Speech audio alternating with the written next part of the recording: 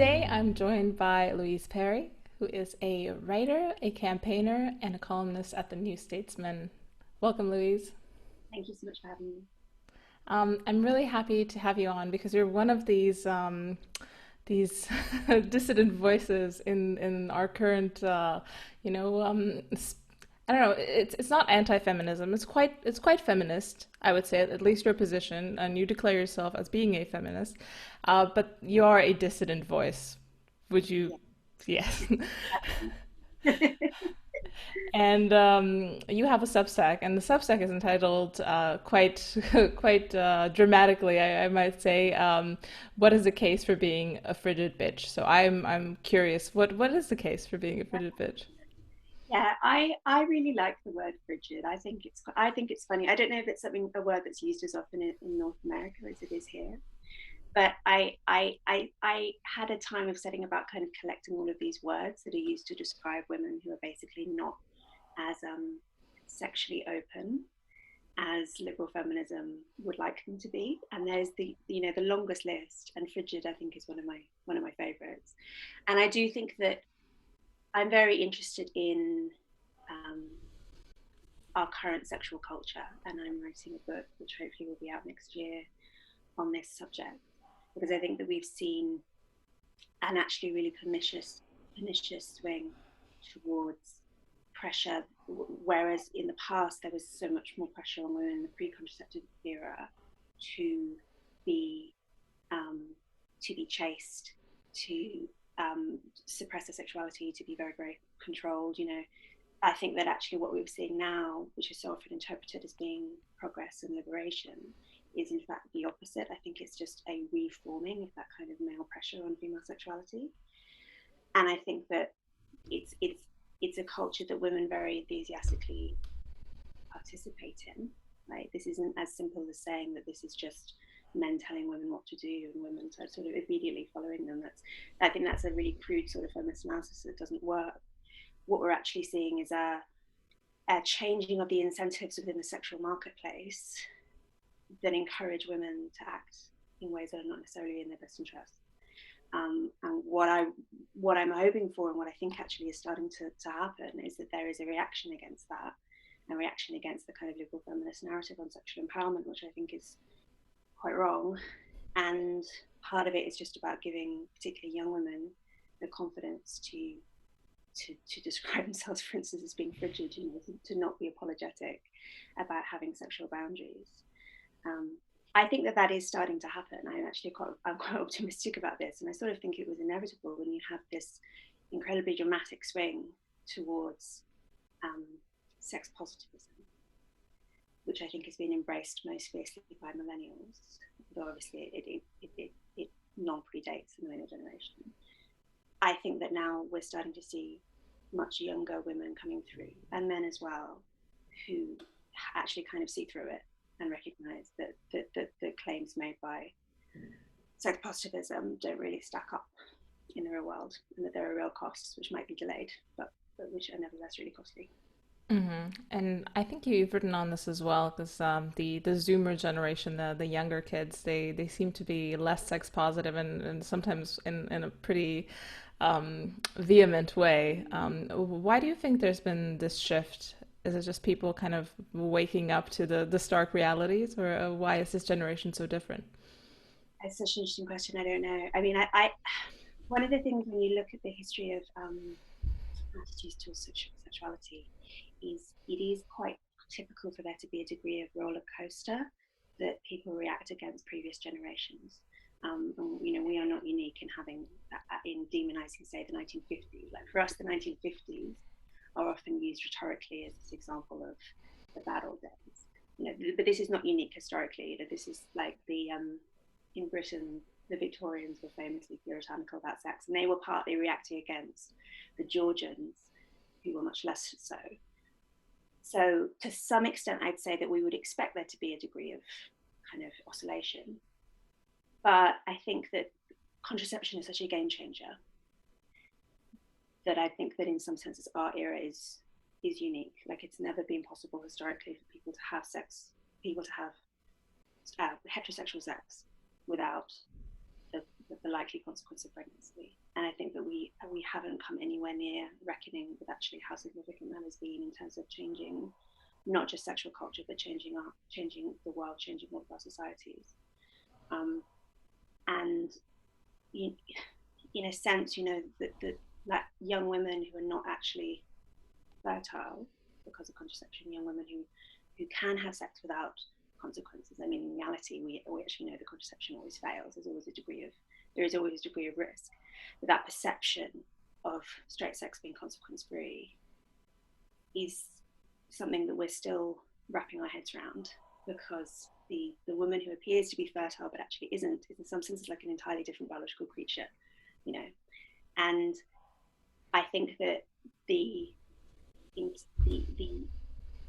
intense sort of sexual liberalism, which begins in the 1960s with contraception, but has really reached its apotheosis, I think, in this century, where you have hookup culture and porn and the most astonishing kind of sexualization of public life in a way that is actually, it's very easy to forget quite how jarring that is. You look back now on, say, the Wonder Bra ads from the 1990s.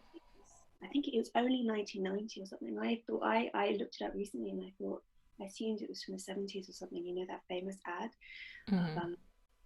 with the push-up bra, and it was causing like car crashes, and it was this incredibly shocking thing. This is from like 30 years ago. And now imagine being shocked by lingerie ads on the street, right? Like there's just been this influx of sexual imagery to the extent that we're almost deadened to it. We don't realize quite how sexualized public life has become. And I think to some extent there was inevitably going to be a reaction against that.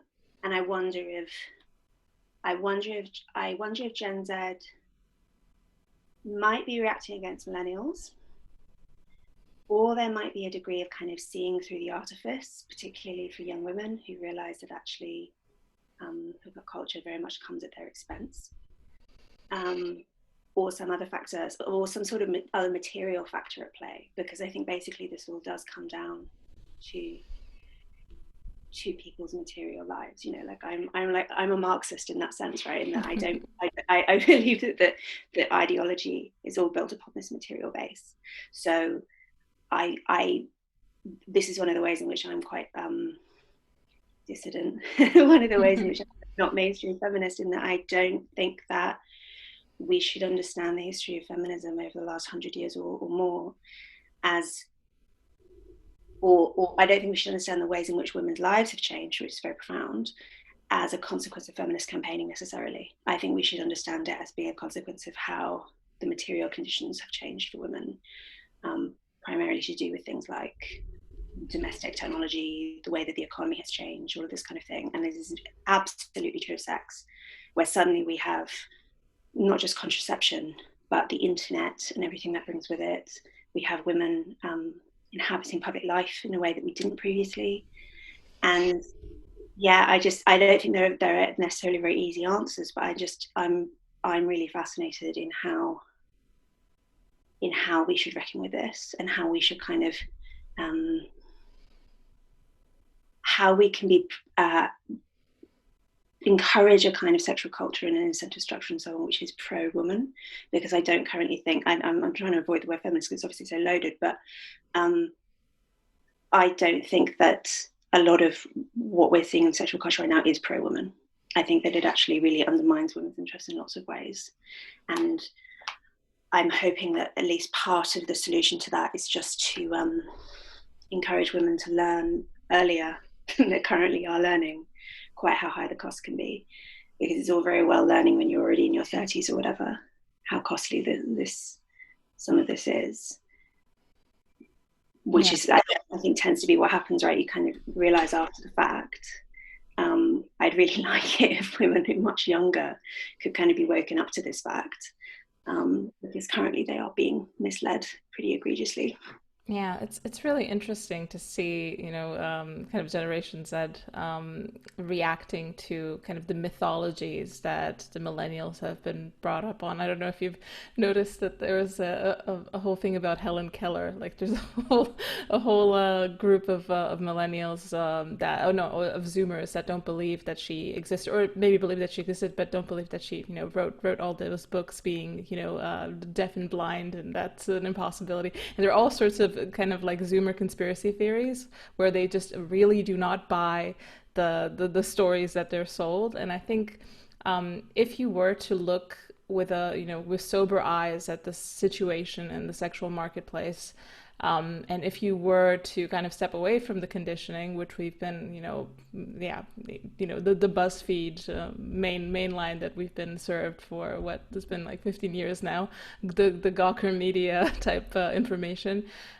you would probably have much more clarity to see, okay, this is a dysfunctional system, and it might be that Zoomers essentially just they just don't take prepackaged stuff as easily because they've been online for so long, where it's like they discredit things just by their simple presentation. Maybe also they are in a position to see some of the um, kind of learn from our bad example, in a sense. Look at Yeah. to look at millennials and think, actually, we don't want this. Yeah, I think what was that, the New Yorker cover with the girl who was just sitting in her empty, completely filthy apartment and just having a Zoom date or something. And I think this is what Just be like, generations how do see. you identify with this? It's like, you should not identify with this. This is not the way. This is not a way to live. Exactly, and I think there's quite a big contingent of the millennial women who kind of, willing or not, they do identify with it. They kind of it's kind of an aspirational lifestyle to be living in your crammed, urban apartment and have the cool job and be kind of silly and, dirty and just, this kind of Chelsea Handler style feminism where you're just random and you have all sorts of problems, but that's actually what makes you unique. I mean, I know this stereotype of women. I've met them, and it is an identity. I mean, these women are called wine aunts 10 years later, but while they're still young, there's kind of a dynamism. You're rebellious by doing that, but the truth is you're not. And if I was like a 15-year-old looking at that situation, I'd be like, yeah, this isn't as glamorous as you think it is, lady. So It's really time limited. Is the key cost of it, right? Like it is very glamorous, but potentially, but if we're living for 80 or even 100 years, you really only have about a 20-year window where you can live like that, right? Because it's so tied to being sexually desirable, and being sexually desirable is, I'm afraid, so tied to youth. So between sort of like, I don't know, 17 and 37 maybe is your window where you get to play that role, but then it's gone, and it's devastating when it's gone. And like obviously Sex and the City sort of sets the template for this kind of Manhattanite lifestyle, right? But now Candace Bushell has since said that actually she really regrets not having children, that actually there were all sorts of things about that lifestyle that actually she wouldn't now choose. And it's kind of, and it's like terribly too late, of course, for her, and tragically. But if you do tie your self-esteem and all of your aspirations to living this very, very time limited, very elite lifestyle, that will inevitably produce disappointment. Yes, I remember reading an essay by Heather McDonald, who she's obviously a very astute critic of many things, but this essay was about kind of the changing sexual norms.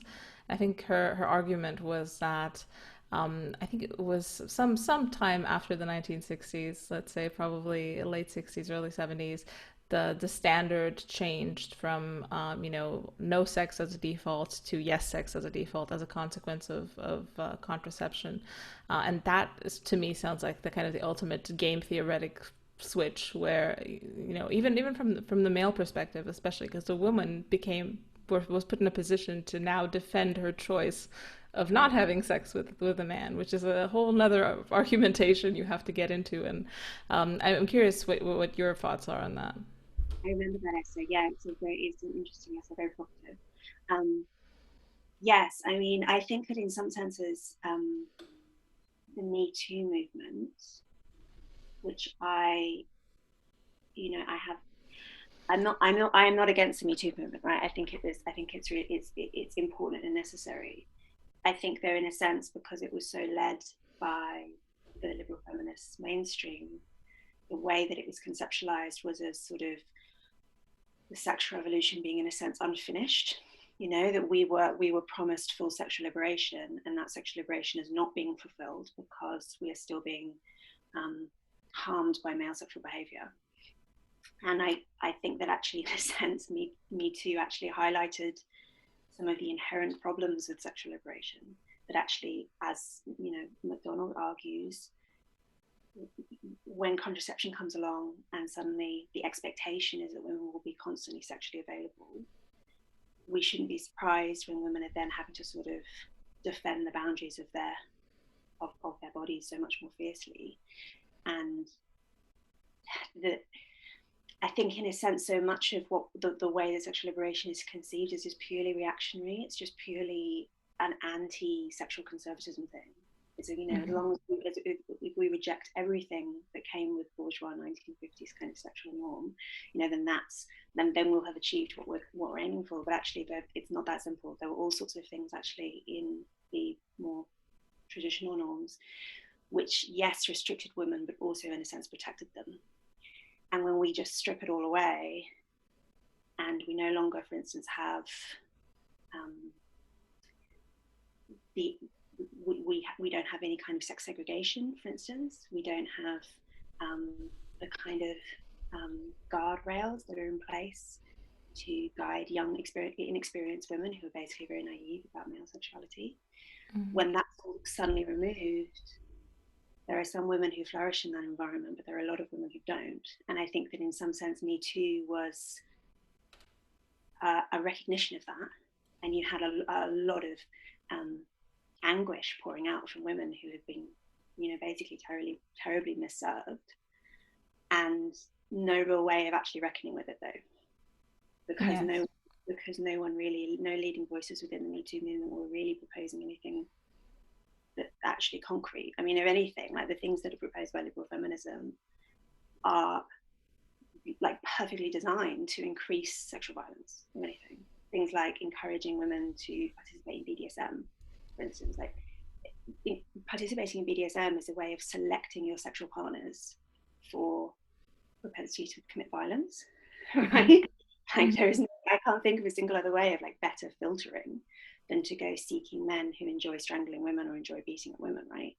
And yet you will read feminists saying absolutely with a straight face that say a good solution to sexual trauma is to experiment with BDSM as a way of like working through your trauma. Like exposure therapy. I know. Yeah, and it just seems as though that the liberal feminist framework just cannot reckon with this. And so there's a lot of like this is why, you know, I'm absolutely not anti-feminist in any sense. Like I care deeply about protecting women's interests and about issues like sexual and domestic violence, but I'm just I'm so disappointed in the mainstream, as I think a lot of women are.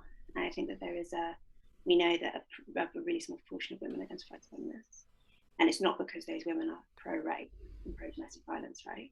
It's because the feminist movement has not served them well, and they recognise that. Yes, it's also interesting to me that, you know, the more sexual liberation we got, the less we focused on actually educating women about the realities of sex. Like you said, you know, there's just a lot of naivete. A lot of the stories coming out of Me Too are about women just really not knowing how to impose boundaries, how to actually say no. Like, you know, that Polya brand Amazon feminism that, you know, she said, okay, you know, you want the pornography, you want this wild, you know, Dionysian world, well, you have to take it by the horns and be that kind of woman to just, be out there and be fighting in the street. And, not everyone can do that, number one.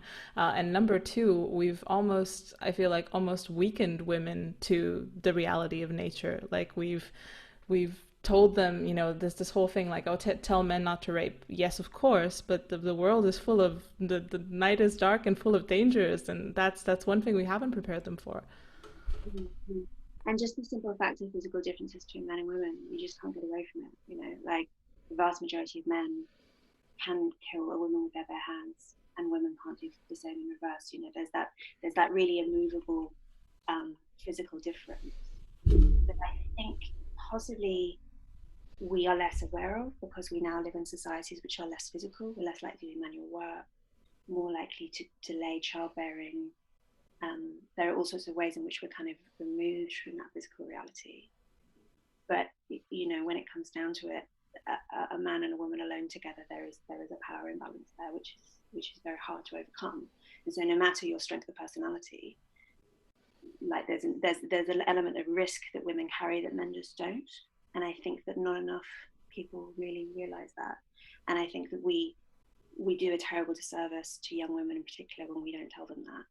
And I really, really, really do sympathize with the aversion to victim blaming, because the problem with it is that you inevitably, if you tell women that they ought to do certain things and need to protect themselves, when women don't do those things, or they're suspected of not doing those things, then they end up being blamed for it, and the perpetrators go free, and so on. And that's absolutely a real fear that we need to take into account. But at the same time, we also do a disservice to potential victims when we don't tell them the truth.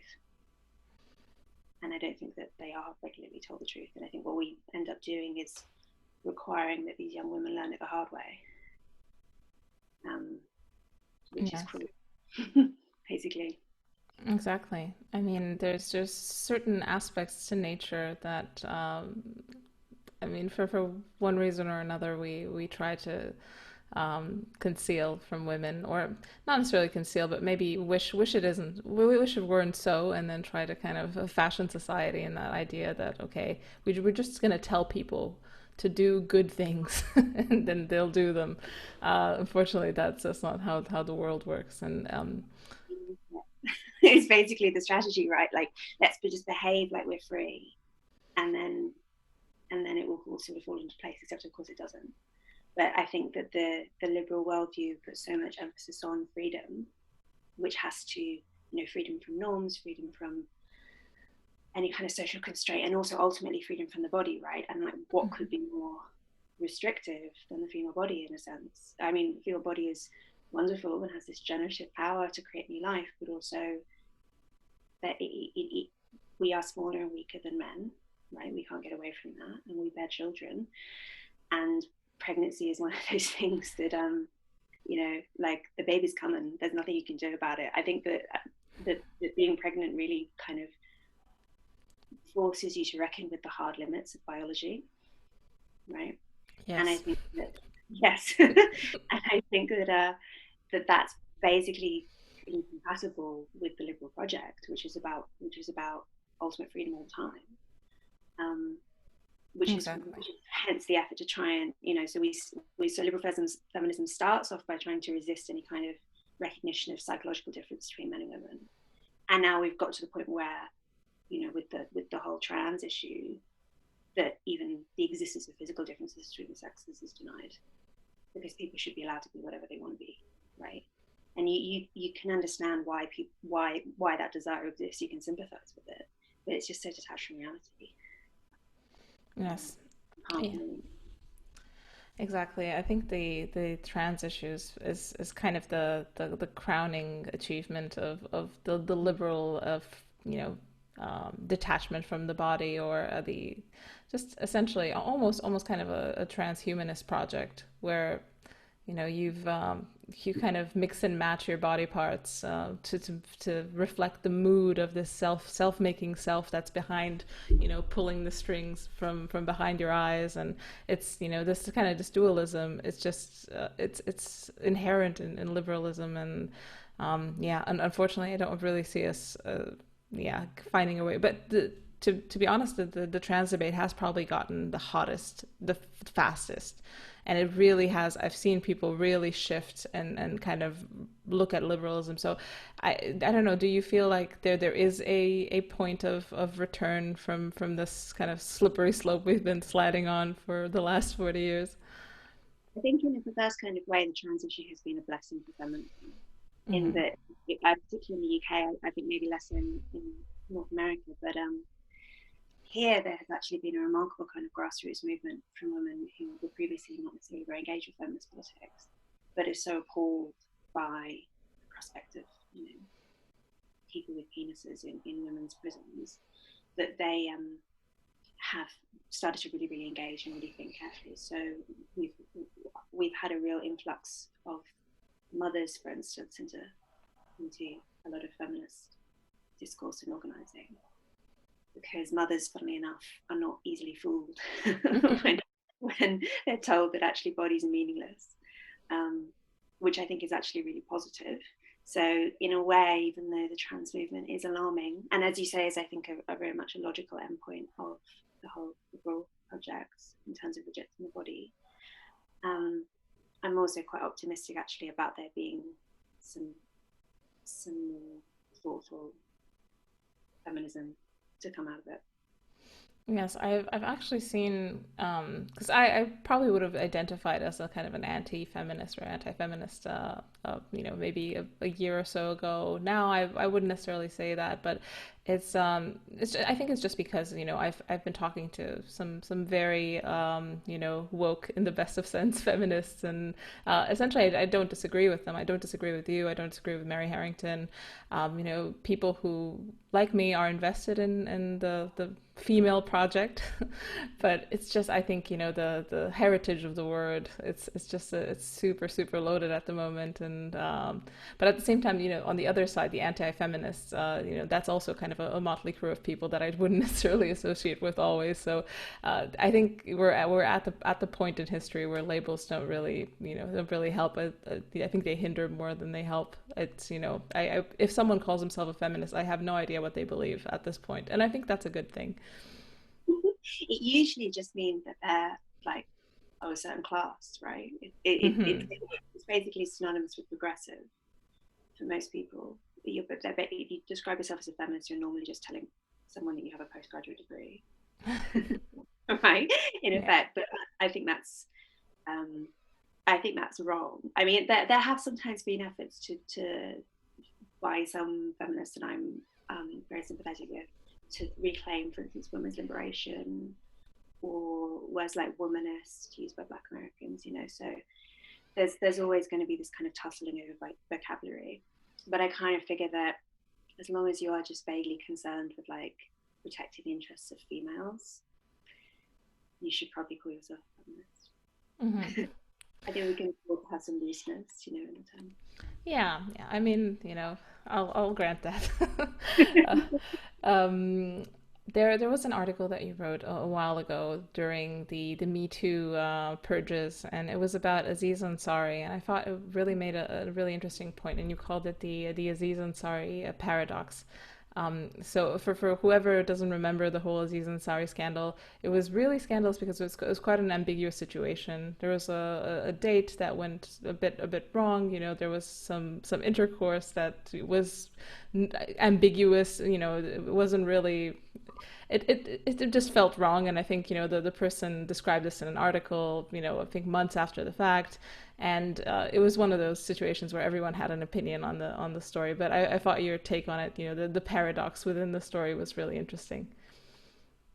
Yeah, the paradox being that we tend to have much more media attention focused on the milder end of the sexual violence spectrum than on the more severe end. So that you simultaneously have people women mostly, who will swear blind that Aziz Ansari is a rapist, right? For having not been sensitive to the signals that his date was giving off. I don't think she described what he did as rape. I think she described what he did as unpleasant or coercive. Mm-hmm. And we claim simultaneously that Aziz Ansari is is the villain in that story, but then will also deny the existence of like sex trafficking, Hmm. which is the most horrendous form of sexual torture and abuse that you can imagine almost.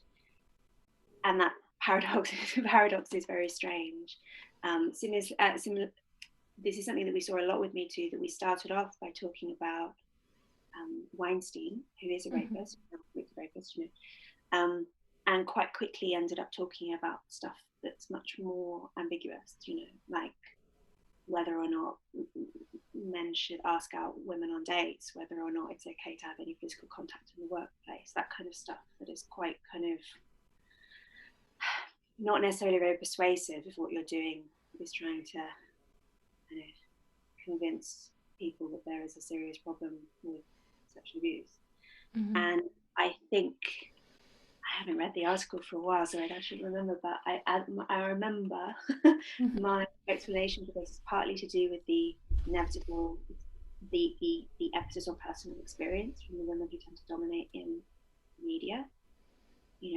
Most people in the media tend to be um, from the economic elites, um, tend not to be, I mean, just sort of by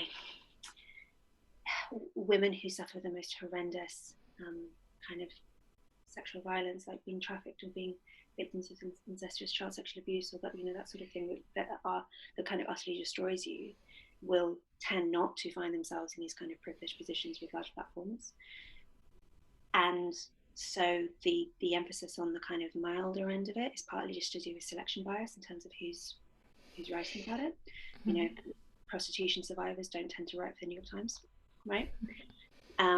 At the same time, you also have, I think, uh, a the signaling that goes on with people wanting to emphasize their own feminist credentials, which means being the most astute at recognizing instances of patriarchy, the most sensitive to men pushing boundaries in the workplace, etc., etc. Um, and and also just the fact that controversy is interesting. Like the Aziz Ansari case was just amazing kind of media fodder because there was a discussion to be had about whether or not what was Yeah. done was wrong. Whereas, trafficked Romanian women, like anyone with half a brain, will realize that's a horror. There's no Yeah. debate. There's definitely a big class issue in these debates. I feel like even in Romania, a lot of these conversations aren't had, and you don't really hear about trafficking as much because these girls are, they're from the countryside. They're no ones essentially. They belong to people who don't have the power to claim them back and to make a fuss.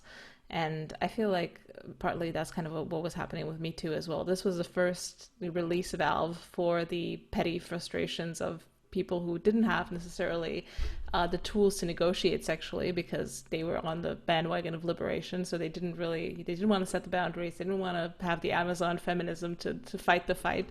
And this was the first time they could say, okay, I don't like this, but and the only frame they had was patriarchy and rape, and then therefore it is rape. The nuance kind of went out the window with that, and it's also really shocking the fact that, like you say, the instances of actual sexual violence, trafficking. We had, I think, in the 90s, there was kind of a hot point where people were interested in it, but then it kind of fell off the map. I mean, I'm curious why is it not a headline issue, because it is happening every day. Yeah, if anything, it's considered to be in the say being anxious about sex trafficking and being anxious about paedophilia have both become kind of relegated to being quite low status, sort of almost conspiracy adjacent Hmm. sort of concerns, I It's think. interesting. Like there's also the Rotherham case, which is a very heavy thing in the UK, and it's not just Rotherham, Oxfordshire, Telford, all of these places. This feels like a very low status concern, like you said, but it's the monstrosity of it still, it has permeated through. I mean, is it just me listening to right-wing propaganda, or are people in the UK actually, do they know about this? Yeah, I find it really fascinating. I mean, I think the thing with Rotherham and so on is that because it's so strongly associated with race, it became quite quickly a very toxic thing for anyone kind of progressive affiliated to speak about, because it was seized on by people like Tommy Robinson, um, and it just sort of became culture war immediately. And the existence in the centre of it all of these abused girls, mostly, and autistic boys, was just forgotten. And I think that the same thing has kind of happened with paedophilia. I I've been writing about this recently, actually, for my book. The way in which anxiety about paedophilia has kind of waxed and waned, or has been dominated by particular political factions at different moments, to the point where now, I mean, things like QAnon is their concern with paedophilia is very much viewed as being cranky, right? Mm-hmm. It's not a respectable thing to be really anxious about. That we have this urban myth in the UK, which I have heard so many times and heard repeated until recently, of this idea of an instance in Wales where a paediatrician had her house vandalized or burned down, or, you know, there are various like permutations of this myth, because the locals were whipped up by the tabloids into thinking that she was a paedophile, and they didn't understand the difference between a paediatrician and a paedophile. Right? This is a story that I've heard. There are probably equivalents in other places as well. It's a story that I'd heard so many times. I looked into it recently. It's not true. It was never true, right? Like, what happened was that a woman who was a pediatrician, someone graffitied on her house something about pedos, Mm-hmm. but it wasn't at all clear who had done it. The belief was it was probably like a local group of local youths or whatever. She reported it to the police. Nothing came of it. Her house certainly wasn't burned down. She certainly wasn't assaulted by a mob. You know, there wasn't really any evidence that actually Mm-hmm. this would come down to kind of tabloid confusion about paedophilia, and yet it became this amazing urban myth. And I think the reason is because it functioned as a way of kind of tarring what the hysterical working classes, right? Who Mm-hmm. was who you know who are so anxious about paedophilia, and who are so stupid that they can't even tell the difference between a paedophile and a pediatrician and so on. And you sort of think, well, like, if anyone had come up with the story of Jeffrey Epstein, you know, it would have been viewed as a conspiracy theory. It would have been viewed as entirely. I don't even mean, you know, the man of his death. I mean, just mean the fact of there being this kind of billionaire getting away with trafficking and abusing girls for years and years, and the involvement of politicians and members of the British royal family and so on.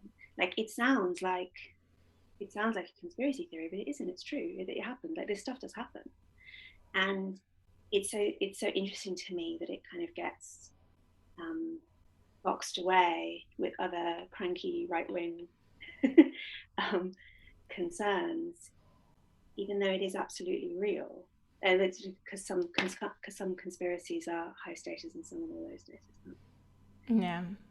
It's interesting kind of how reality has to bend to power. Yeah. It's, you know, and it's interesting that, you know, there are things like, you know, that are trendy, like Live Aid used to be, and, you know, we were very, very concerned about malaria for a while, and very, very concerned about, I don't know, sanitation. You know, there's kind of these waves of things that are high status people care about. But, you know, Coney 2012, or what was that? You know, there was another high status movement. But they kind of all get picked up and put down, and the people, you know, who are actually suffering in these situations, they don't get relief, or they get some, you know, extremely engaged participation, and then people just move on to the next more interesting, more high status thing.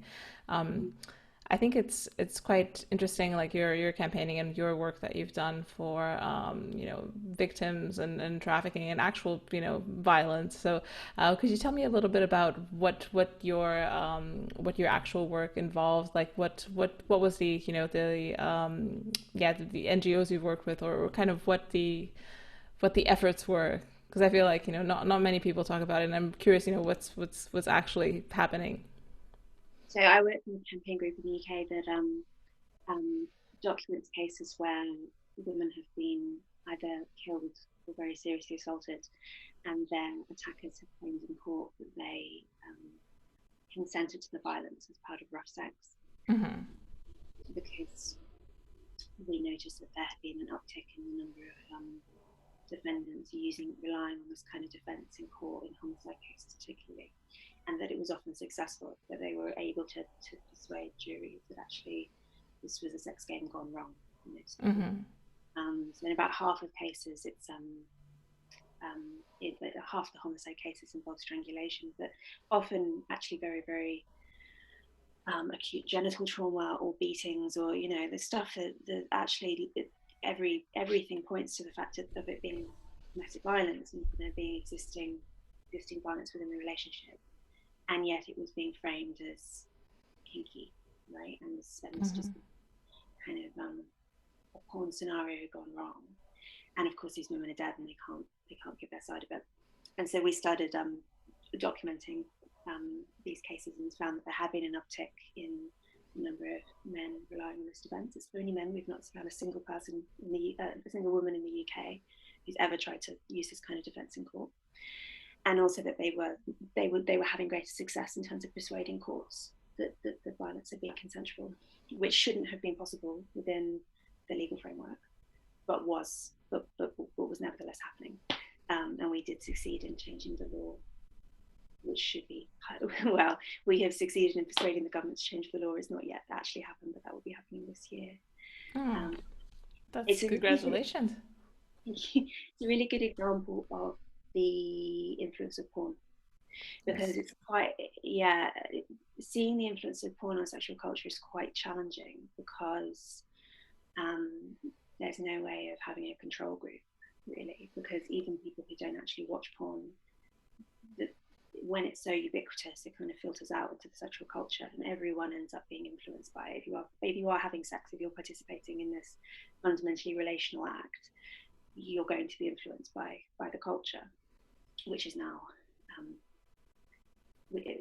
pornified, right? And has been particularly since the advent of the internet. It can be quite hard, therefore, to unpick what exactly is going on in terms of, we know that there's been a kind of pornification in terms of the sexual script. We know that there is a pornification of sort of images in public spaces, stuff like that. But actually working out whether or not it's influencing what people do in the bedroom and how people understand it is harder. I think that actually that all the rough sex stuff is a really good indication that it is having an effect. We know definitely that it's more common now from survey data. We know that it's more common for young women to, for instance, report being strangled by their partners, with or without consent as part of sex. Much more common for women in the millennial age group and younger than older women. So that suggests that there's been some shift there.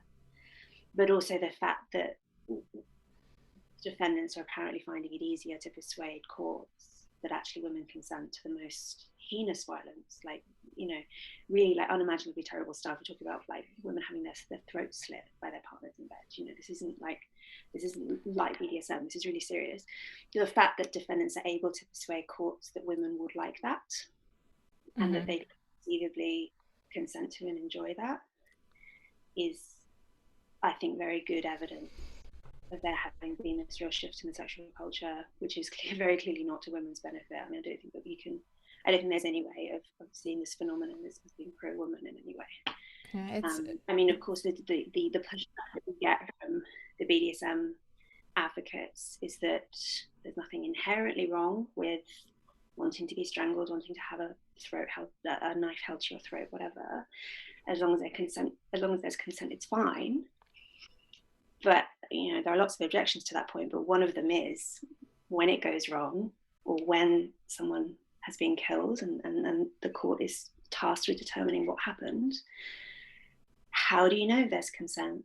You end up being in the position of where we are with rape trials, where it is always, regardless of the degree of like victim blaming among juries, it's always just very difficult to prove whether or not rape happened, because sex happens in private normally, and as long as both people are adults, it can be very difficult to know whether or not there was a consent was present or absent.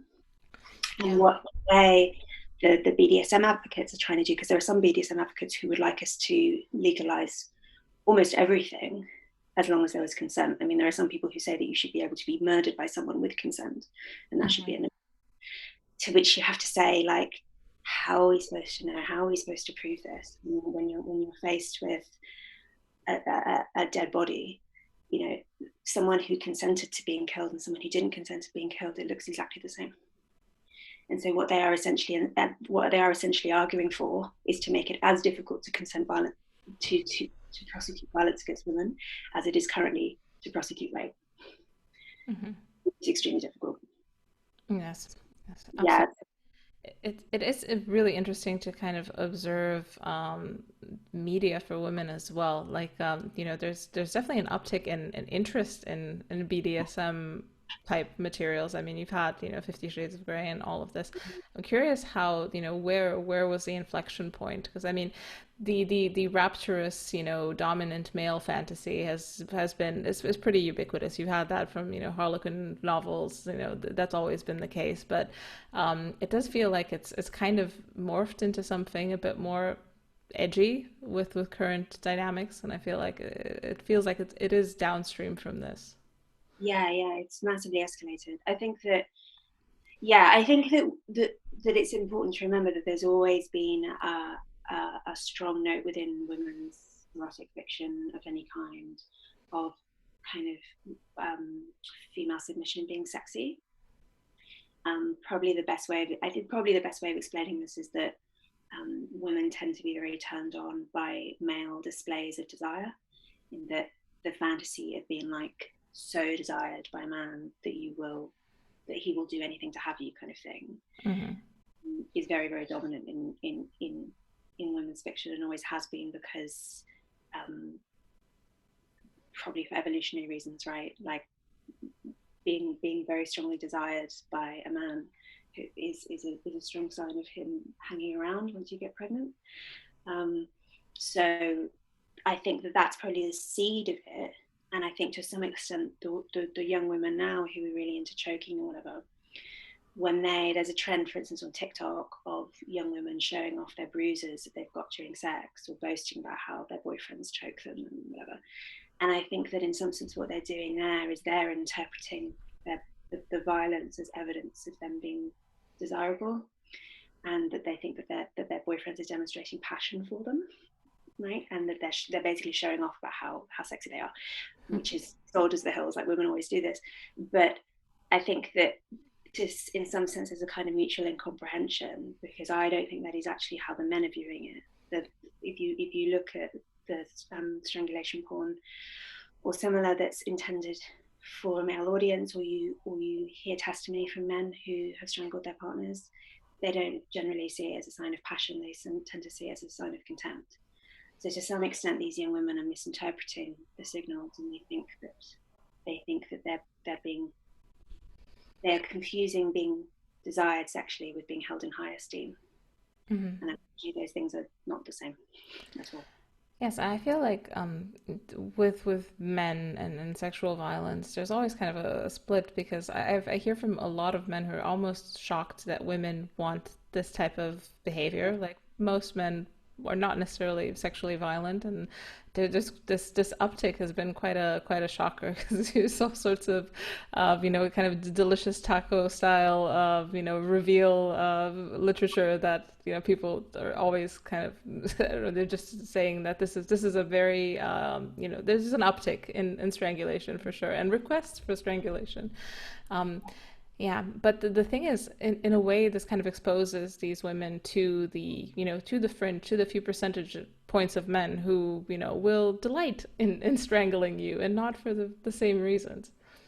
Yeah, exactly. And I mean, because some people might say that, look, what's the harm? Like, we've got a group of women who really enjoy rape fantasies. Apparently, it is a minority, but it's like a substantial minority of women who have some degree of interest in this kind of fantasy. And then we've got some men who are perfectly happy to kind of to enact that To fantasy. oblige. Yeah, exactly. Like, like, why not just kind of get them together? But the problem is that what the women want is fantasy. They don't want to be actually raped. What they want is to kind of play act with this kind of passionate display of dominance, and they end up seeking out men who actually are rapists, right? And there's no play acting about it. And I think that there's that really kind of painful mismatch, and it partly comes from women not being given proper information about the dark side of male sexuality. I think this is one of the common themes in so much of what liberal feminism gets wrong is to do with not acknowledging the fact that men and women are different, and not acknowledging the fact that there is some minority of men who are genuinely dangerous. Do you think that there's something to the fact that men have become more feminized, and we see this in testosterone and sperm count, and quite even physically, physiologically, men have become more feminized, not just social culture, which can see every day. Do you think that that kind of provokes women into seeking kind of this outsized display of dominance that you see in BDSM?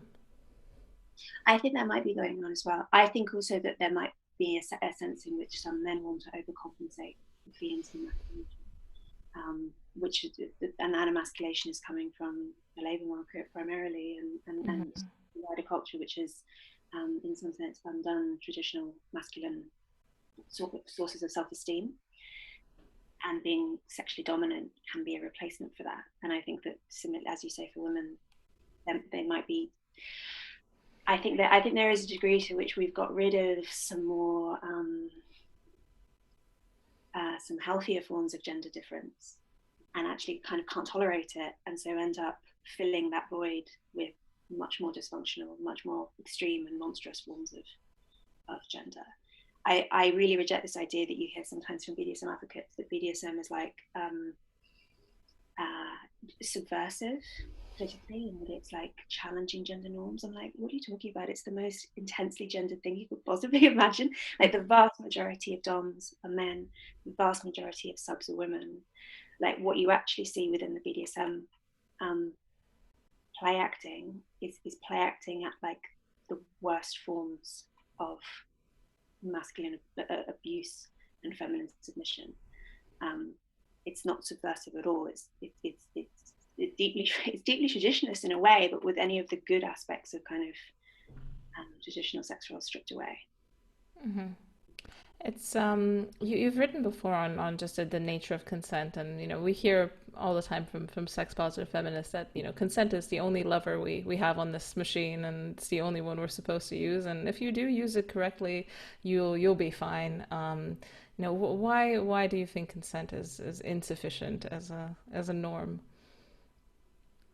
Because we exist within because sex is relational, and we exist within cultures in which some things are incentivized and taught and learned, and we're not these kind of atomized individuals just kind of bumping into each other. Like, the sexual script presented to us is quite hard to maneuver out of, and often you will.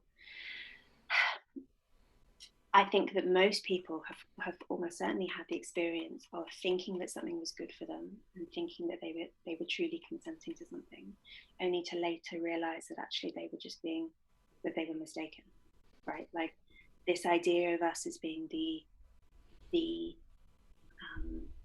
infallible arbiters of what is best for us at all times is kind of simple in a way. Like, there's an appeal of the consent narrative, because you can just say whatever, people consent. Like, you just have this one rule, and if you follow that rule, then everything's fine. Like, there's no need to think more carefully about what is good and bad, and what a sexual culture ought to look like, and what the good life is.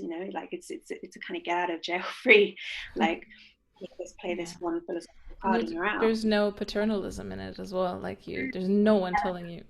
You never have to tell anyone that they're wrong about what's good for them, but people are wrong about what's good for them all the time, right? And I think that anyone with any kind of degree of introspection will realize that that's true of all of this, and particularly the young and the inexperienced who they've had no way of learning, you know, what consequences are likely to come from certain actions. And so the problem is, you know, you will not struggle to find like teenage girls on TikTok who say that they love being choked by their boyfriends, but they don't, and they'll say that they consent to it gleefully, right?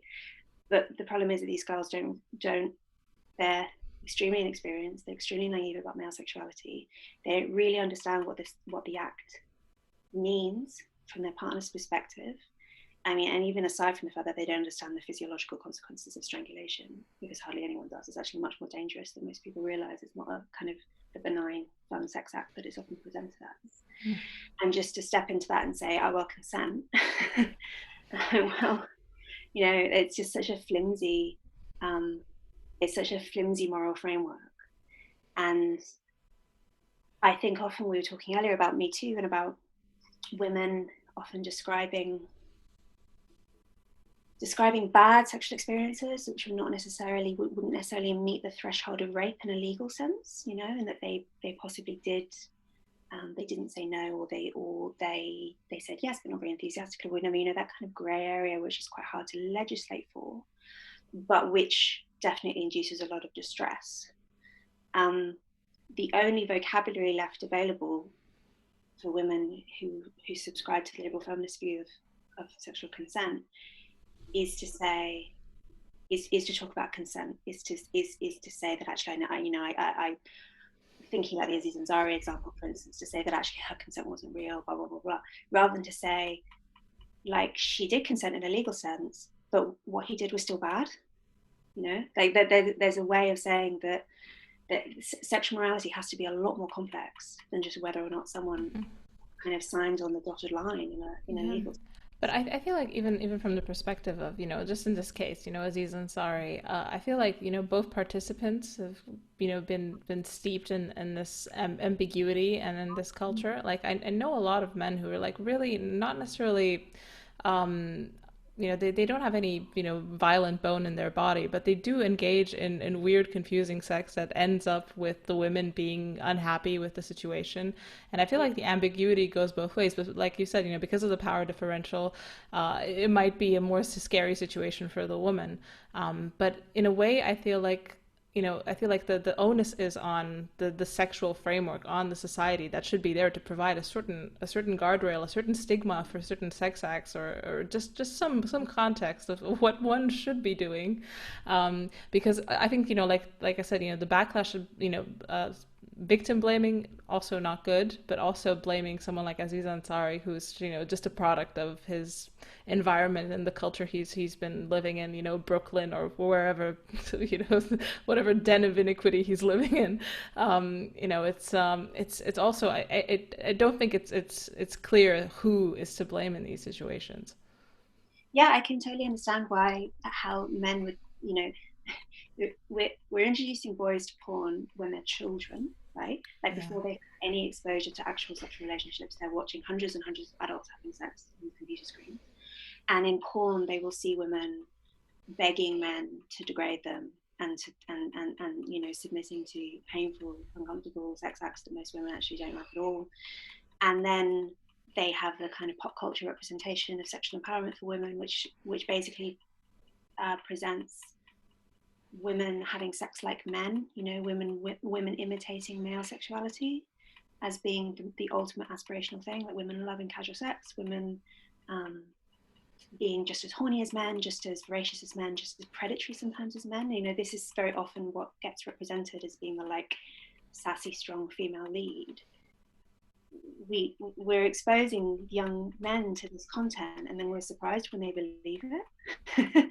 You know, and actually a big part of what's going on is that we have this collective discomfort with recognizing the fact that actually men and women on average are different in terms of sexuality, and women do tend to be much less keen on having casual sex, for instance, and tend to put much more emphasis on things like monogamy and commitment. Not always. There are some there absolutely are women who really enjoy having sex like a man, but most women actually don't, and will tend to participate in hookup culture, not so much because they sincerely enjoy it. I mean, vast majority of women don't orgasm during a casual sexual encounter, right? Like they're not getting very much out of it, but they do it because it's normative. And then and men also do it because it's normative. And then everyone is kind of confused about why it's not working and why they're all so unhappy. And it's because the norm is bad, basically. And there's kind of a collective failure to recognize quite how dysfunctional it all is. Which is, I think that one of the things I find so interesting about looking at the way that hookup culture has changed, particularly on university campuses. University is a really, really great little venue to look at sexual cultures because it's basically a closed environment. And we know that there's been this huge tip towards more hookup culture, more kind of pornified sex in terms of what's considered normal sex, much more pornified, like really grim. There's been a massive, there has been simultaneously among university students a rise in fellatio and a fall in cunnilingus, right? Because I know, and the reason this seems to be in a strange kind of way is because there has been an increase in the proportion of women among university students. The majority of students are now female, which means that within the heterosexual dating market, men are a scarcer resource. Mm-hmm. Because men are a scarcer resource, they can set the terms of sexual encounters. Whereas on those campuses where men are the majority, we see the opposite. We see more commitment, more people kind of going steady, students waiting longer before they have sex and so on. Like basically the sexual culture conforms more to female desire than to male, because there is this fundamental conflict actually between the average male and the average female kind of set of desires and expectations. And I think that conflict is quite painful because it's not actually that easy to resolve. You know, like someone has to give somewhere. We can't just say that that there's no like happy harmony that just comes when you leave people to their own devices, which is I think a big part of why liberal feminism doesn't want to confront this, because it's actually quite hard and it actually requires trade-offs which don't sit very well with a utopian worldview. Yeah. But actually, yeah, like there is a degree of sexual conflict, and I think at the moment, women are losing out in a lot of environments, which is partly to do with female agreeability and all sorts of things contributing to that. And the feminists are cheering them on. Yeah, it's really interesting because I feel like the situation that you described, with there being more women than men on campuses. I think something similar is happening kind of in urban environments through the medium of app dating, because essentially with app dating, just because of the way women tend to be pickier, they have higher standards, the tendency is for women to end up dating a smaller set, 10 to 20% of men, which become a scarce resource, even though they in reality in the real world, they're not the scarce resource, but they are the people that the women go after. So the sexual culture there skews very strongly towards the one night stands, towards the casual sex, because there's quite a limited set of men that are actually desirable on these apps. Yeah, and so what you end up seeing on apps is basically polygyny developing. High status men having multiple women on the go, or just having successive short-term-ish relationships because they're not getting married, they're not removing themselves from the dating pool. And then you have a much larger group of low-status men who aren't very attractive, who are getting no sex whatsoever. And I think kind of the peculiar thing about this is that in the anthropological record is the most common way in which mating happens. Like polygamy is actually our default. Liberal sexuality leads to polygamy. Yeah.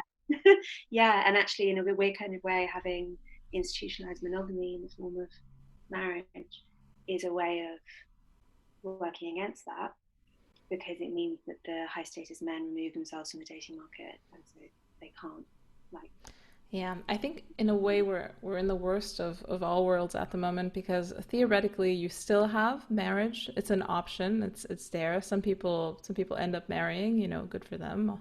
But and women who are in these, they are in these games where they do, end up going on one or two dates with like a high status guy that they're going to be pining after, and they think marriage is on the table eventually. It could be, they're thinking about it, but it actually isn't in reality, and they're not playing the game they think they're playing.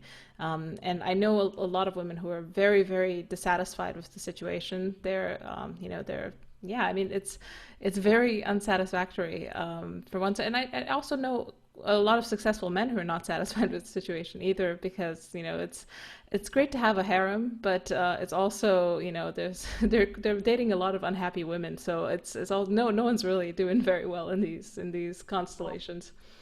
To the extent that anyone is doing well, it's the high status men.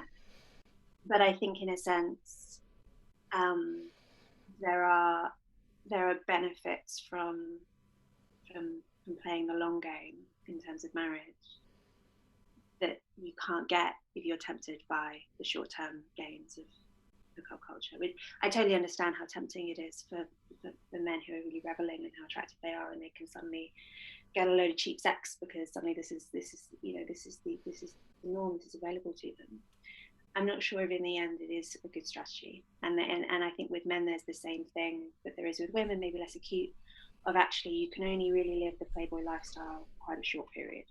Like once you get past the age of, I don't know, 50, it's not cool anymore, right? Like the aging Playboy is a pretty pathetic figure. And like by the end of his life, for instance, Hugh Hefner was no longer glamorous. He no longer had his celebrity acolytes and whatever. He was just kind of a dirty old man. And I think that this is potentially the risk that some men end up, the trap that they might end up falling into, where they never settle down, they never actually invest in any one relationship, and then they end up actually being kind of slightly sad. Yeah, I think um, there's quite a lot of guys, even younger, who have the opportunity to do this, but just chatting to people, because I used to live in London for 5 years and kind of in that milieu, so a lot of people are really unhappy. They would like to find a girlfriend, but there's the effect of the maybe the next one will have, X attribute that I really think is really important. And then they're just continuously shopping around for this next woman. Even maybe if she's really high status as well, she might not want to be the one. And there's a lot of trading up and trading down, which is facilitated by the simple ease of this machine, because, there's always someone at your fingertips. I think a high status guy doesn't have the same time pressure as a woman, but they also essentially are sometimes stuck in these weird kind of game theoretic equilibria that it's not, yeah, it's not all roses for them either. Obviously they're the best place in this hierarchy, but still it's complicated. It doesn't really do anyone complete favors. yeah, it's also deeply unsexy in a way, kind of way. Like the way that people experience using Tinder or some of the dating apps is most people report finding Tinder actually kind of boring and depressing. There's like this like constant doom scrolling through Yeah. your sexual options, and I saw some polling recently that found that Tinder and Grindr and some other dating apps were some of the apps that people reported having the least satisfaction with. They actually enjoyed using those apps almost less than any other, um, which is so strange, isn't it? Because dating is supposed to be thrilling and sexy, and actually there's a way in which when you have constant choice and constant availability, it kind of deadens that and makes everything boring and samey and replaceable. Um, I think this often as well about the ubiquity of sexual imagery in public spaces and on TV and whatever, and that actually, in a sense, when you make sex constantly available and there's no mystique and there's no degree in which it's kind of limited, you actually make it less sexy, you make it less appealing. So you have, and we do see this actually in the data in a weird kind of way, that we are the most sexualized culture you can possibly imagine in terms of what's um, available to us and what's kind of publicly presented, but we're actually having less sex than our grandparents were, which is largely to do with the fact that people don't get married until later. And even though this is, people are surprised by this, married people have more sex than single people do. So simultaneously, we're like extremely sexualized, but actually not very sexually satisfied. which does seem like a very bad combination. Yes, absolutely. Before I let you go, I have one more question. This is a question of the show. I want to ask you: is there a thinker, a writer, someone dead or alive that you think is subversive? Might be interesting to my viewership that people might not know about. Someone who might have influenced your thinking, or. I'm gonna recommend, because I think she probably hasn't been recommended before, Andrea Dworkin. Mhm. I started off as a radical feminist, right, before kind of moving to wherever I am now, where Yeah, I'm definitely, on the yeah, fringes. yeah, I'm definitely an orthodox radical feminist, but like in a lot of the stuff that radical feminism says is true. I think a lot of the policy proposals are absolutely right. It's just whether or not the theory is right. Um, and Dworkin is an absolutely fascinating person to read, and she's so of her time in a sense. As so these are historical documents, the books that she wrote in the 70s and 80s. But also in a sense, she was despised by so many people at the time, and continues to be, and was such um, a strange and radical thinker.